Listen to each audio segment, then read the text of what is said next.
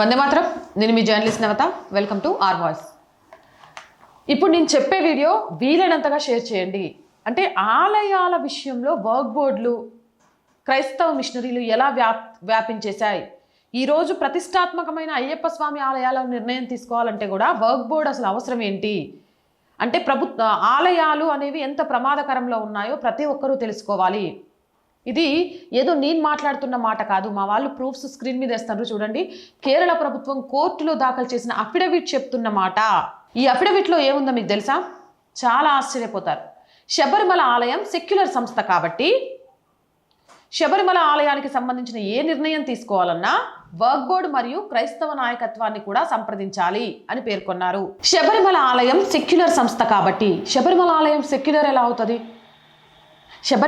శబరిమాల Muslims Christians కూడా వేసుకుంటున్నారా? అయ్యప్ప స్వామిని వాళ్ళు కూడా పూజిస్తారా? భారతదేశం సెక్యులర్ కంట్రీ అన్నారు, ఓకే, అన్ని మతాలు ఉంటాయి, యాక్సెప్టబుల్. ఆ ముసుగులో హైందవాన్ని చాలా వరకు చంపేశారు. ఇప్పుడు ఆలయం సెక్యులర్ ఏంటి? అసలు ఎంత దాష్టికం అంటే, సెక్యులర్ సంస్థ కాబట్టి శబరిమల ఆలయానికి సంబంధించిన ఏ నిర్ణయం తీసుకోవాలన్నా వర్క్ బోర్డు క్రైస్తవ నాయకత్వం కూడా సంప్రదించాలట. హిందువుల ఆధ్యాత్మిక క్షేత్రమైన శబరిమల ఆలయ విషయంలో ఇతర మతాల సంస్థలను ఎందుకు సంప్రదించాలి? ఇది నార్మల్ విషయం కాదు. ఎక్కడో ఒక చోట పెద్ద కుట్రకు, పెద్ద స్కామ్కి పునాది వేస్తున్నారా అనే సందేహాలు వస్తున్నాయి ఇది చూస్తుంటే. మన సంస్కృతి, మన సాంప్రదాయాలు, మన ఆలయాల పరిరక్షణ కోసం ఇలాంటి విషయాలపై ప్రతి హిందువు అప్రమత్తంగా ఉండాలి. మన ధర్మం, మన సాంప్రదాయం కాపాడుకోవాలంటే ఇలాంటి విషయాలను నిర్లక్ష్యం చేయకుండా స్పందించాల్సిన సమయం వచ్చింది.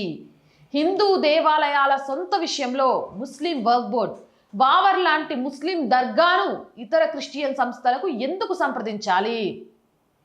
కేరళ అసలు భారత్లోనే ఉందని భావిస్తున్నారా, లేక అది ఆల్రెడీ సపరేట్ ఇస్లామిక్ దేశంగా మారిపోయిందని ఈ కమ్యూనిస్టులు, ఇస్లామిక్ మతోన్మాదులు భావిస్తున్నారా?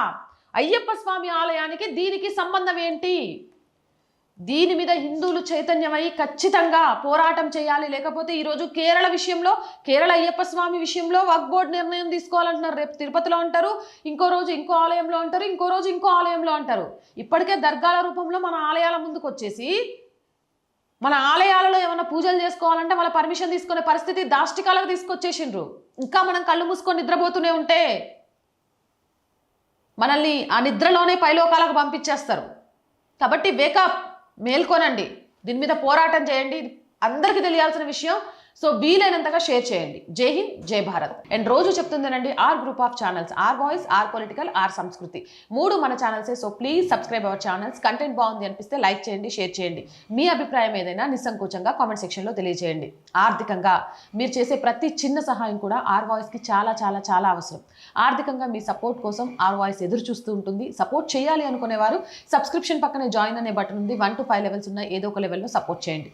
లేదా స్క్రీన్ మీద గూగుల్ పే, ఫోన్పేతో పాటు అకౌంట్ డీటెయిల్స్ ఉన్నాయి. మీకు తోచిన సహాయాన్ని అందించండి. వ్యాపార ప్రకటనల కోసం 8328 500 576 నెంబర్ని సంప్రదించండి. జై హింద్, జై భారత్.